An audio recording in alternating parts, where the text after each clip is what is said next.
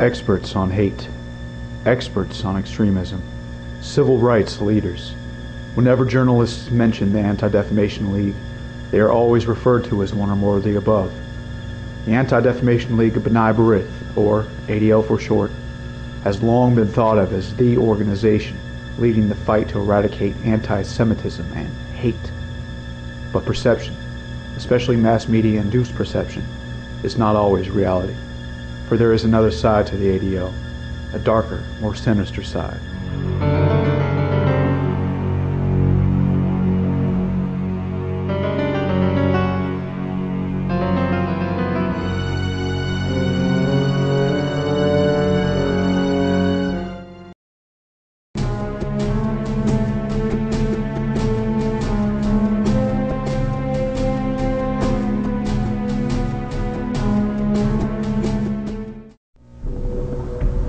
The ADL itself was established in 1913 by a lawyer named Sigmund Livingston, who began with, quote, 2 desks, $200, and the sponsorship of the Independent Order of B'nai B'rith, close quote, an international Jewish fraternal organization founded in the 19th century. The establishment of the ADL was in response to the hanging of Leo Frank. Between April 26 and 27, 1913, Leo Frank raped and killed a little girl named Mary Fagan.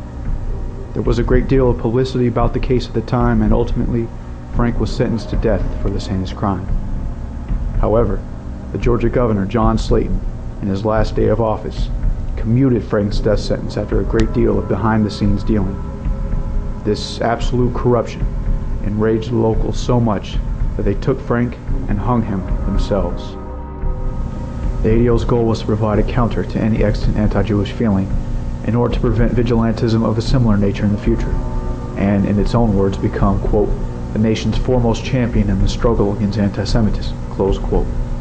Since then, it has grown into a national nonprofit organization that took in $46 million in revenues in 1998 and employs 200 people in its New York headquarters alone.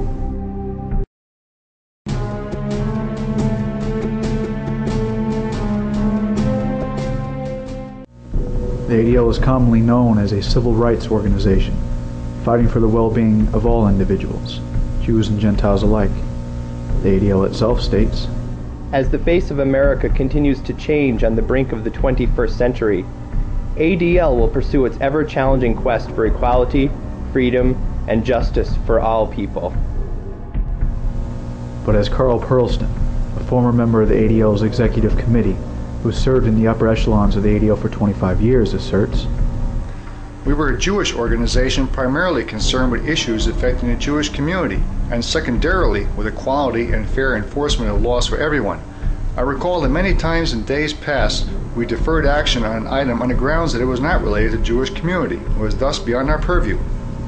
In the 1920s, the ADL took on the anti-Jewish discrimination that was prevalent at the time in the employment and housing sectors.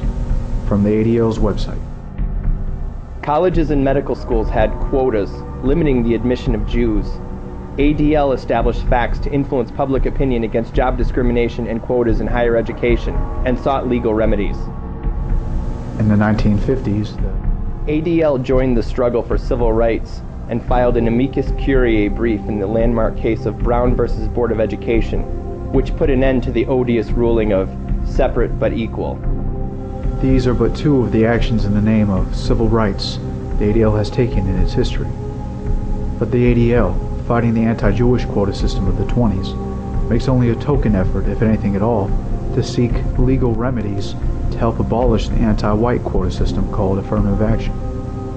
The ADL's official stance on affirmative action is that the ADL is technically against quotas as quotas, yet supports diversity. The ADL also supports the State of Israel, the apartheid State of Israel. Why does the ADL fight for integration here in the United States, yet wholeheartedly support the apartheid State of Israel? When a true civil rights organization fight against quotas in general, and against apartheid policies wherever they may exist?